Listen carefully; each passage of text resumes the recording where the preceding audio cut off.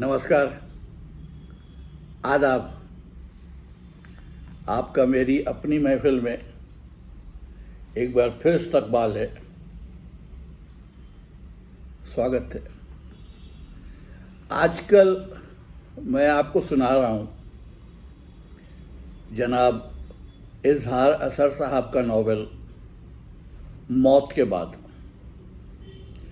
आज इसकी 5वीं किस्त सुनिए। मौत के बाद की 5वीं किस्त। मैं भूतों में यकीन नहीं रखता, अशीम ने फैसला कुन अंदाज में कहा। जाहिर है कि मैं जिंदगी भर तुम्हारे मकान पर मेहमान की हैसियत में नहीं रह सकता। एक ना एक रोज मुझे जरूर अपने लिए मकान तलाश करना पड़ेगा। फिर क्यों ना मैं उसी मकान में चला जाऊं। तुम्हारा वो मकान वीरान पड़ा है, वो आबाद भी हो जाएगा और मैं भी मकान तलाश करने की मुसीबत से बच जाऊंगा।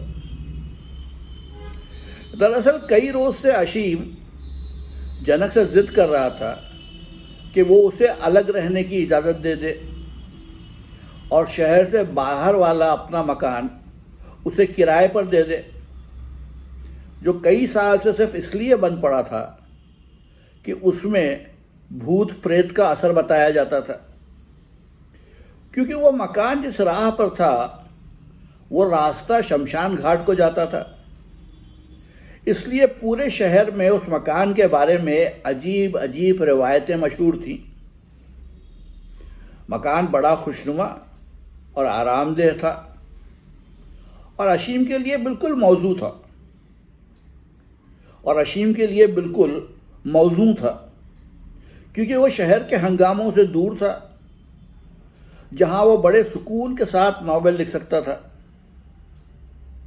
जनक ने अशीम को जिद करते देखकर कहा, तुम तो अहमक हो, मुझे तुम्हारी जिंदगी तुमसे ज्यादा अजीज है, इसलिए मैं उस मकान में तुम्हें रहने की इजाज़त नहीं दे सकता। शायद तुम्हें मालूम नहीं, गुज़िश्ता 2-2.5 साल के अरसे में उस मकान में 3 शख्स मर चुके हैं, लेकिन उन तीनों अशखास की मौत इत्तेफाक़ी भी वाक़ई हो सकती है। अशीम ने एतराज़ किया। ये गलत है, जनक ने जवाब दिया। 1 या 2 मौतें इत्तेफाकी हादसा हो सकती हैं, तीसरी मौत इत्तेफाकी नहीं हो सकती। बहरहाल अशीम ने शानों को हरकत देते हुए कहा, अगर तुम्हारे बयान के मुताबिक उस मकान में किसी हसीन लड़की का भूत है भी, तो मुझे उससे मिलकर यकीनन मुसर्रत होगी, और कुछ नहीं तो कम से कम लता की कमी पूरी हो जाएगी। तुम बिल्कुल अहमक हो, जनक ने झुंझला कर कहा। मुझे तस्लीम है, अशीम ने मुस्कुराकर जवाब दिया, लेकिन ज़रा गौर करो, मेरी उम्र 25 साल की हो चुकी है। 25 साल से मैं किसी भूत से मुलाकात का ख्वाहिशमंद हूँ, लेकिन आज तक ऐसा मौका मैसर ना आ सका, और अब जबकि खुशकिस्मती से मुझे ऐसा मौका मिल रहा है, तो तुम बीच में रोड़े अटका रहे हो। आखिर ये कहाँ की दोस्ती है कि बने हैं दोस्त ना से। मैं पूछता हूँ, जब तक तुम्हें दूसरा कोई अच्छा मकान नहीं मिलता तो मेरे साथ रहने में क्या एतराज़ है? जनक ने सवाल किया। कुछ नहीं, सिवाय इसके कि मैं अपनी ज़िंदगी में थोड़ी सी दिलकशी पैदा करना चाहता हूँ। लता के बाद मेरी ज़िंदगी बिल्कुल खुश्क और वीरान हो चुकी है, और अब इसमें दिलकशी उसी वक्त पैदा हो सकती है जब मैं किसी अहम काम में मसरूफ़ हो जाऊं या किसी दिलचस्प काम में हिस्सा लूं। क्या तुम्हारे ख्याल में भूत زندگی میں دلکشی پیدا کرنے کا ذریعہ ہو سکتے ہیں؟ میرا یہی یقین ہے۔ دراصل میرا نظریہ یہ ہے کہ جس طرح ہم انسانوں کی ایک دنیا ہے، اسی طرح بھوتوں کی بھی ایک دنیا ہے، اور جس طرح ہم انسان بھوتوں سے ڈرتے ہیں، اسی طرح بھوت بھی انسانوں سے ڈرتے ہیں۔ لیکن اس کے باوجود یہ حقیقت ہے کہ بھوت کبھی کسی آدمی کو نہیں مارتے، بلکہ وہ انسان کا اپنا خوف ہوتا ہے جو اس کی جان لے لیتا ہے، اور الزام بیچارے بھوت پر آتا ہے۔ یہ حقیقت ہے کہ بدصورت اور ہیبت ناک بھوت زیادہ خطرناک ہوتے ہیں، کیونکہ انہیں دیکھ کر آدمی زیادہ خوفزدہ ہو جاتا ہے۔ لیکن جہاں تک کسی خوبصورت حسینہ کے بھوت کا تعلق ہے، اس سے خوف کھانا تو سخت بزدلی اور حماقت ہے۔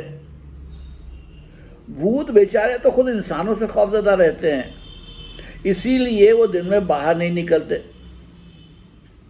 پھر ان سے ڈرنے کی کیا وجہ ہو سکتی ہے؟ یقین کرو میرے دوست، انسان صرف اپنے خوف سے مرتا ہے۔ بھوت اس معاملے میں بالکل بے گناہ ہوتے ہیں۔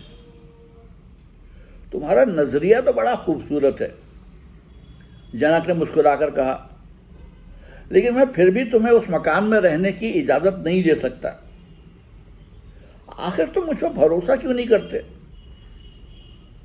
تم مجھے اتنا بزدل کیوں سمجھتے ہو کہ میں کسی حسین لڑکی کا بھوت دیکھ کر مر جاؤں گا؟ بھگوان کے لیے تم مجھے اس مکان میں رہنے کی اجازت دے دو، ہو سکتا ہے میں تمہارے اس مکان سے بھوت بھگانے میں کامیاب ہو جاؤں۔ تم آخر کیوں اپنی زندگی کے پیچھے پڑے ہوئے ہو؟ کیوں مجھے اس کام کے لیے مجبور کر رہے ہو جو میں نہیں کرنا چاہتا؟ جنک، اشیم نے کرسی سے اٹھ کر کمرے میں ٹہلتے ہوئے کہا، اب تک تو میں تم سے دوستانہ لہجے میں کہہ رہا ہوں، لیکن اب بھی اگر تم نے مجھے بخوشی اجازت نہ دی تو میں مکان کا تالا توڑ کر زبردستی اس میں جا رہوں گا۔ مجھ سے اس قدر اکتا گئے ہو؟ جنک نے مایوسی کے لہجے میں کہا، یہ بات نہیں میرے دوست، میرا مقصد صرف یہ ہے کہ میں الگ ایک تنہا مکان میں رہ کر کچھ لکھوں، اور وہ مکان میرے لیے بالکل مناسب ہے۔ اس ماڈرن زمانے میں کم از کم میں بھوتوں پر بالکل یقین نہیں رکھتا۔ اس کے باوجود میں تمہیں یقین دلاتا ہوں کہ اگر واقعی کوئی خطرے کی بات مجھے نظر آئی تو میں فوراً مکان چھوڑ کر تمہارے پاس چلا آؤں گا۔ اچھا، اگر تم بضد ہی ہو اور اس بات کا وعدہ کرتے ہو کہ اگر کوئی خطرہ نظر آیا تو تم فوراً واپس یہاں آ جاؤ گے، تو میں مجبوری میں تمہیں اجازت دیتا ہوں۔ اس مکان کی چابیاں میری دراز میں پڑی ہیں، اس لیے تم کسی وقت بھی وہاں جا سکتے ہو، لیکن آخری بار میں پھر تم سے یہی التجا کروں گا کہ تم وہاں نہ جاؤ تو بہتر ہے۔ اوہ، تم کوئی غم نہ کرو میرے دوست، تمہارے مکان کا وہ حسین بھوت مجھے کوئی نقصان نہ پہنچا سکے گا۔ بھگوان کرے ایسا ہی ہو، جنک نے سنجیدہ مسکراہٹ سے جواب دیا، اور اشیم صرف ایک قہقہا لگا کر رہ گیا۔ اس کے دوسرے روز اشیم نے اپنا کچھ سامان اس مکان میں منتقل کر دیا۔ خوابگاہ کے لیے اس نے ایک کشادہ اور ہوادار کمرہ چنا۔ مسحری کے پاس ہی اس نے چھوٹی سی میز پر 20 ضخیم کتابیں صرف اس لیے چن دیں کہ رات کو اگر واقعی کسی وجہ سے سونا نہ ہو سکے تو وہ کتابوں میں مشغول رہ سکے۔ سارا سامان اپنے ہاتھوں سے مکان میں سجا کر اور تالا لگا کر وہ جنک کے مکان پر واپس آ گیا۔ رات کو کھانا کھا کر وہ پھر اس مکان کی جانب روانہ ہوا۔ رات بالکل تاریک اور سنسان تھی۔ آسمان پر ستارے چھوٹے چھوٹے ہیروں کی مانند بکھرے پڑے تھے۔ کہکشاں کا دودھیا راستہ ستاروں کی مدھم روشنی میں ایک دھندلے غبار کی طرح نظر آ رہا تھا۔ وہ پیدل ہی مکان کی جانب چل پڑا۔ راستے بھر وہ ایک حسین و جمیل بھوت کے تصور میں گم رہا اور جنک کے خوف پر دل ہی دل میں مسکراتا رہا۔ وہ حیران تھا کہ اس سائنٹیفک دور میں بھی لوگ بھوتوں کے قائل ہیں۔ مکان بدستور بند تھا۔ تالا لگا کر جس طرح وہ چھوڑ گیا تھا اسی طرح لگا ہوا تھا۔ اس نے جیب سے چابی نکال کر تالا کھولا، مکان کے اندر داخل ہوا۔ اندھیرے میں ماچس جلا کر راستہ تلاش کرتا ہوا وہ خوابگاہ میں داخل ہوا اور میز پر رکھا ہوا لیمپ روشن کیا۔ لیمپ روشن ہونے کے بعد اس نے کمرے میں ایک سرسری نظر ڈالی۔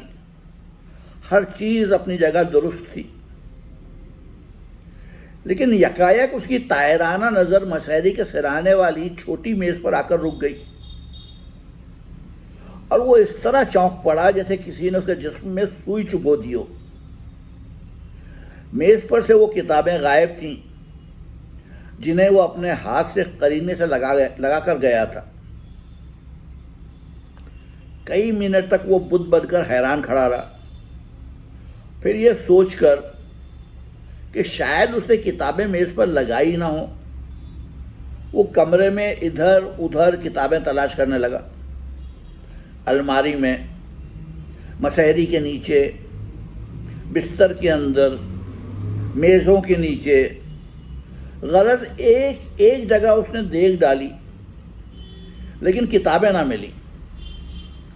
ظاہر ہے اس قدر مغالطہ تو ہو نہیں سکتا کہ وہ کتابیں سرے سے اس مکان میں لایا ہی نہیں تھا، اور یہ چوروں کی بھی حرکت نہیں سمجھی جا سکتی تھی، کیونکہ چور صرف کتابیں لے جا کر کیا کرتے؟ پھر جبکہ مکان کا باہر والا تالا بھی اپنی جگہ پر بالکل درست تھا۔ تھوڑی سی دیر کے بعد وہ تلاش سے اکتا گیا اور کرسی پر بیٹھ کر سوچنے لگا۔ وہ بھوت پریت کا قائل نہیں تھا، لیکن اسے مکان میں آنے کے پہلے روز ہی یہ واقعہ پیش آ جانے سے سخت حیرت ضرور ہوئی۔ اس کے باوجود وہ خوفزدہ بالکل نہیں ہوا۔ کھانے کے بعد اس نے چائے نہیں پی تھی، اس لیے کتابوں کا خیال دل سے نکال کر ایک کپ چائے بنانے کے لیے باورچی خانے میں چلا گیا۔ تھوڑی دیر کے بعد چائے پی کر وہ واپس پھر خوابگاہ میں آ گیا اور ایک آرام کرسی پر لیٹ کر انتظار کرنے لگا کہ دیکھیے پردہ غیب سے کیا نمودار ہوتا ہے۔ ایک عجیب قسم کی سنسانی سارے مکان پر چھائی ہوئی تھی۔ اگرچہ وہ خوفزدہ نہیں تھا، پھر بھی اس کے دل کو ایک بے چینی سی ضرور تھی۔ وہ بالکل خاموش آرام کرسی پر لیٹا ہوا تھا۔ ایک پراسرار سناٹا چاروں طرف چھایا ہوا تھا۔ یکایک ایک ایسی آواز آئی جیسے کوئی دوسرے کمرے میں کھڑکیوں اور دروازوں پر لگے ہوئے پردے کھینچ رہا ہو۔ حالانکہ دوسرے کمرے میں پردوں کی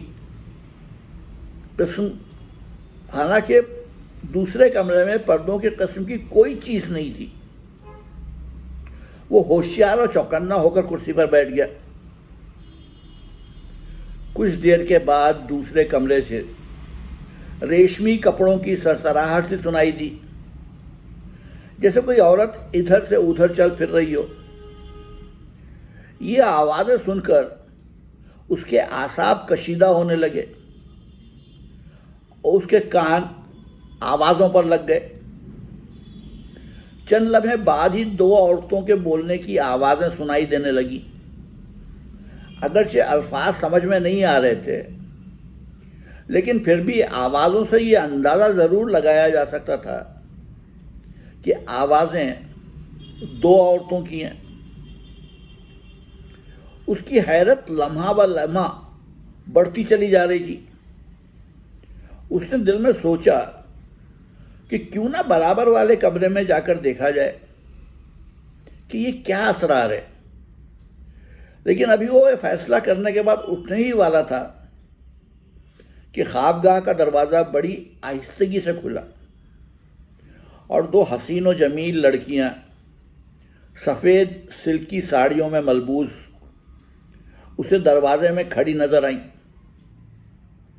اس نے دیکھا کہ دونوں لڑکیوں نے وہ کتابیں اپنے ہاتھوں میں لے رکھی تھیں جنہیں وہ میز پر سجا گیا تھا۔ لڑکیاں اسے دیکھ کر مسکرائی اور بڑی نزاکت سے آگے چلتی ہوئی مسحری کے سرانے رکھی ہوئی میز کے قریب جا کھڑی ہوئیں۔ کتابیں قرینے سے میز پر سجا دیں،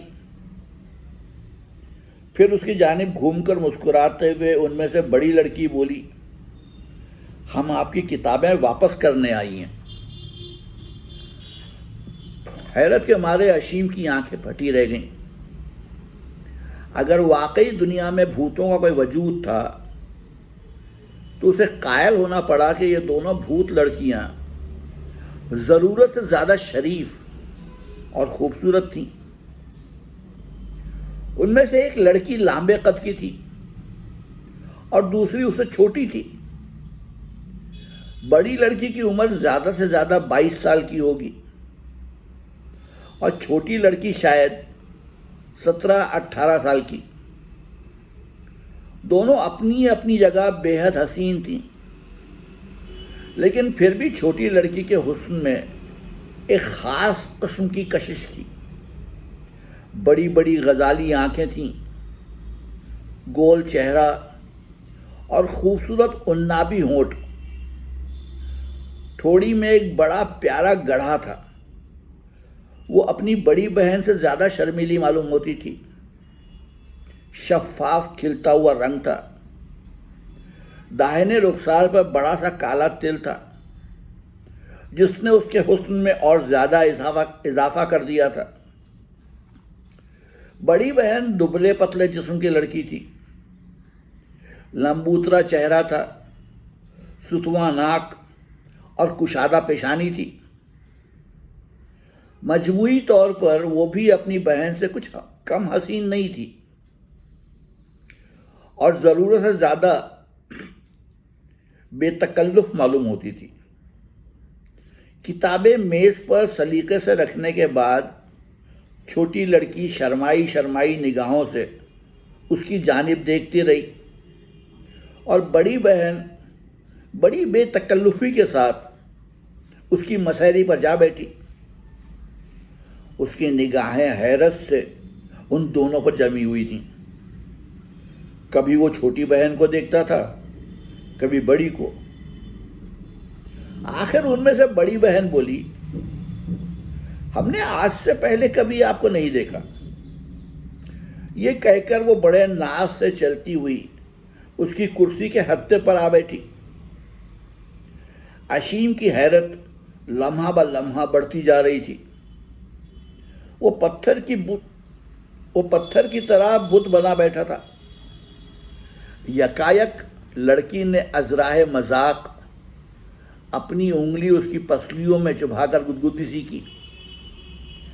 اشیم چونک کر کرسی سے اٹھ کھڑا ہوا۔ اس کی اس بے چینی پر چھوٹی لڑکی جو ابھی تک کتابوں والی میز کے قریب کھڑی تھی منہ پر ہاتھ رکھ کر زور زور سے ہنسنے لگی، جیسے بڑی بہن کے اس مذاق نے اسے بہت مسرور کیا ہو۔ اشیم نے کرسی سے کھڑے ہو کر غصے سے بڑی لڑکی کی جانب گھورا۔ کم از کم اس کے دل میں ان بھوتوں کا خوف بالکل نہ تھا، صرف حیرت اس کے دماغ پر چھائی ہوئی تھی۔ بڑی لڑکی نے سر کو ایک ہلکا سا جھٹکا دیا اور اپنے کھلے ہوئے بال جو شانوں پر پڑے تھے پشت پر ڈال دیے اور کرسی سے اٹھ کر اشیم کے دونوں ہاتھ اپنے ہاتھوں میں لے لیے اور اشیم کے سارے جسم میں پہلی بار خوف کی تھر تھری دوڑ گئی۔ لڑکی کے دونوں ہاتھ اگرچہ ریشم کی طرح ملائم تھے لیکن وہ برف کی مانند سرد تھے۔ اس نے دہشت اور غصے کے ملے جلے اثرات سے اپنے ہاتھ کو ایک جھٹکے کے ساتھ لڑکی کے سرد ہاتھوں سے چھڑا لیا اور 2 قدم پیچھے ہٹ کر چیختے ہوئے بولا، تمہیں میرے کمرے میں آنے کی جرت کیسے ہوئی؟ ہم تو صرف آپ کا دل بہلانے آئی ہیں۔ بڑی لڑکی نے بڑی معصومیت سے کہا، بکو مت، میرے کمرے سے فوراً نکل جاؤ، تم دونوں بھوت ہو اور میں بھوتوں سے دوستی کرنا پسند نہیں کرتا۔ دونوں لڑکیاں خاموش رہیں اور مسکراتی رہیں۔ ایک لمحے تک اشیم انتظار کرتا رہا کہ شاید وہ کوئی جواب دیں یا اٹھ کر چلی جائیں، لیکن جب وہ نہ گئیں تو وہ اور زیادہ چیخ کر بولا، میرے کمرے سے فوراً چلی جاؤ بھوتنیوں، جاؤ اپنا کام کرو۔ دونوں لڑکیاں اس کی تیز چیخ سن کر فوراً کمرے سے بھاگ گئیں اور اشیم کمرے میں تنہا کھڑا رہ گیا۔ لڑکیوں کے جانے کے بعد اس نے اطمینان کا ایک لمبا سانس لیا، لیکن اسے یقین تھا کہ وہ پھر آئیں گی اور اسے پریشان کریں گی۔ آج کی رات سونا نہ ہو سکے گا، اس نے بڑبڑا کر خود سے کہا اور مسیری پر ٹانگیں لٹکا کر بیٹھ گیا۔ وہ حیران تھا کہ کیا واقعی یہ دونوں لڑکیاں بھوت ہیں، لیکن سوال یہ تھا کہ اگر وہ بھوت ہیں تو اس قدر شریف کیوں ہیں؟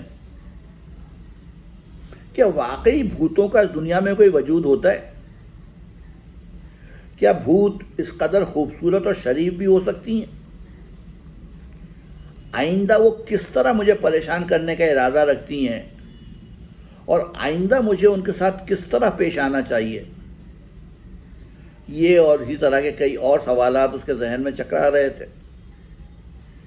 ایک لمحے کے لیے اس نے سوچا کہ کیا مجھے یہ مکان چھوڑ دینا چاہیے، لیکن فوراً ہی خیال آیا کہ مکان چھوڑ دینے پر جنک اس کا مذاق اڑائے گا۔ اس لیے اس نے دل ہی دل میں فیصلہ کر لیا کہ وہ مکان نہیں چھوڑے گا۔ وہ ایک کتاب لے کر بستر پر لیٹ گیا۔ اسے یقین تھا کہ آج کی رات سونا نہیں ہو سکے گا، اس لیے اس نے کتاب پڑھ کر ہی رات گزار دینے کا ارادہ کر لیا۔ لیکن اگر اس کا خیال تھا کہ وہ کتاب کی دلچسپیوں میں گم ہو کر یہ رات آسانی سے کاٹ دے گا تو یہ سراسر غلط ثابت ہوا۔ ایک صفحہ پڑھنے کے بعد ہی وہ کتاب سے اکتا گیا اور پھر اٹھ کر بیٹھ گیا۔ اگرچہ وہ لڑکیاں کمرے سے جا چکی تھیں، پھر بھی اسے ایک عجیب احساس ہو رہا تھا جسے ابھی وہ اس کمرے میں موجود ہوں۔ خوف کی ایک ہلکی سی لہر اس کے خون میں دوڑتی پھر رہی تھی۔ میں بھی بالکل احمق ہوں۔ کچھ دیر کے بعد اس نے اپنی بزدلی پر خود ہی ہنستے ہوئے کہا، ڈرنے کی کیا بات ہے؟ بھلا وہ خوبصورت لڑکیاں مجھے کیا نقصان پہنچا سکتی ہیں؟ یہ کہہ کر اس نے لیمپ بجھا دیا اور سونے کے لیے بستر پر لیٹ گیا۔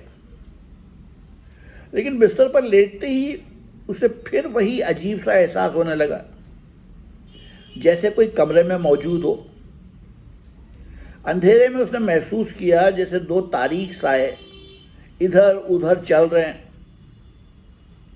قدموں کی آوازیں واضح طور پر سنائی دے رہی تھیں۔ کبھی کبھی کسی کی خسر پھسر باتیں کرنے کی سی آوازیں آنے لگتی۔ آوازیں کبھی عین اس کے کمرے میں سے آنے لگتی اور کبھی کمرے کے باہر سے کپڑوں کی سرسراہٹیں اور کھڑکیوں کے پردے کھینچنے کی آوازیں بھی بڑی واضح سنائی دے رہی تھیں۔ اشیم کی زندگی میں یہ بالکل نیا تجربہ تھا، اور یہ اسی کی ہمت تھی کہ ان تمام باتوں کے باوجود وہ اطمینان سے لیٹا ہوا تھا۔ اس کی جگہ کوئی دوسرا شخص ہوتا تو یقیناً کبھی کا مکان چھوڑ کر بھاگ گیا ہوتا، یا خوف کی وجہ سے بے ہوش ہو چکا ہوتا۔ لیکن وہ چونکہ طبعاً بڑا دلیر شخص تھا، اس لیے جرأت کے ساتھ پڑا رہا، اور لیٹے لیٹے نہ جانے کب اس کی آنکھ لگ گئی۔ لیکن ابھی سوئے ہوئے زیادہ سے زیادہ چند منٹ گزرے ہوں گے کہ یکایک اسے ایسا محسوس ہوا جیسے اس کی ناک میں کسی نے کوئی تنکا وغیرہ گھسا دیا ہے۔ وہ چونک کر اٹھ بیٹھا، اور پے در پے 2-3 چھینکیں اسے آ گئیں۔ چھینکوں کے ساتھ ہی اندھیرے میں 2 نسوانی قہقہوں کی آوازیں سنائی دیں۔ اس نے غصے سے اپنی ناک سہلائی اور کچھ کہے بغیر پھر بستر پر لیٹ گیا۔ چونکہ کمرے کی تمام کھڑکیاں کھلی ہوئی تھیں، اس لیے ستاروں کی ہلکی روشنی میں تاریکی بڑی حد تک دور ہو گئی تھی۔ وہ میز، کرسیاں وغیرہ صاف طور پر دیکھ سکتا تھا۔ یکایک اس نے اپنی ادھ کھلی آنکھوں سے دیکھا کہ بڑی لڑکی پنجوں کے بل آہستہ آہستہ چلتی ہوئی اس کی مسہری کی جانب آ رہی ہے، اور اس کے ہاتھ میں کاغذ کی ایک لپٹی ہوئی باریک سی نلی ہے۔ کاغذ کی یہی بتی اس نے میری ناک میں گھسائی ہوگی، اشیم نے سوچا، اور وہ لڑکی بستر کے قریب پہنچنے سے پیشتر ہی اٹھ کر بیٹھ گیا۔ بھاگ جاؤ یہاں سے بھوتنیو، اس نے چیخ کر کہا، اور وہ سایہ فوراً غائب ہو گیا۔ وہ پھر بستر پر لیٹ گیا۔ کچھ دیر کے بعد اس پر غنودگی طاری ہونے لگی، لیکن فوراً ہی اپنے کان میں کوئی چیز محسوس کر کے وہ پھر اٹھ بیٹھ گیا۔ معاف کیجیے، وہ پھر بستر پر لیٹ گیا۔ کچھ دیر کے بعد اس پر غنودگی طاری ہونے لگی، لیکن فوراً ہی اپنے کان میں کوئی چیز محسوس کر کے وہ پھر اٹھ کر بیٹھ گیا۔ یہ کمبختیں سونے نہیں دیں گی، اس نے دل ہی دل میں کہا، اور لیمپ روشن کر کے پھر پڑھنے بیٹھ گیا۔ صبح ہونے کے قریب جب نیند نے بہت زیادہ پریشان کیا تو وہ لیمپ بجھا کر لیٹ گیا، اور تھوڑی دیر بعد ہی سو گیا۔ صبح کے آثار شروع ہوتے ہی تمام ہنگامے ختم ہو گئے، اور وہ مزے سے دوپہر کے 12 بجے تک سوتا رہا۔ دوپہر کو اٹھ کر اس نے غسل کیا اور مکان کو تالا لگا کر جنک کے یہاں چلا گیا۔